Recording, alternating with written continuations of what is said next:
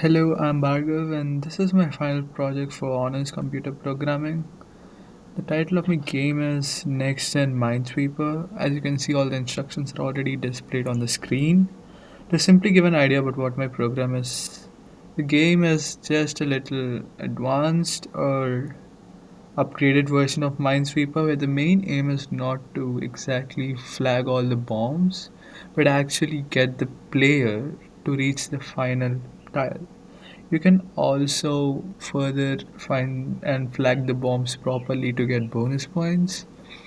So you can use the arrow keys to move your player, and a single tap is going to open the tiles for you, and the double tap is going to flag it. So, showing how my game works, you just click on enter to start the game, and this is the player, so he needs to go all the way to the finish line, which is the red tile. So you can start the game by simply pressing on it, and you can observe that the further tiles which are empty in this region around are going to open. So just for demonstration purpose, I'm not going to play the entire game and flag everything, but I'm just going to try to get the player um, to reach the finish line as fast as possible. So just by clicking on it, you can also see that this is exactly like the Minesweeper, where it shows the number of bombs surrounding it. So, um, this might be a bomb. So, that's just the flag, which I've put a bomb image there. It's not actually opening the bomb, it's the flag image itself.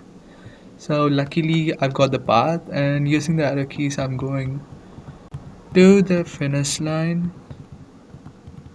And also, you can go through the numbers but not touch the bomb. And I've reached the finish line, and my score is 20 because I've flagged the bomb and also reached the finish line. And replaying my game again and intentionally trying to crash it, if I click here, which I assume there's a bomb, it's going to say that you've lost. Or another way in which I can show this is by making my player go into a bomb, so it does the same thing. And the total score keeps adding up on from your previous score, so let's see how much you can score. This is my final project, and I hope you like it and enjoy it. Thank you.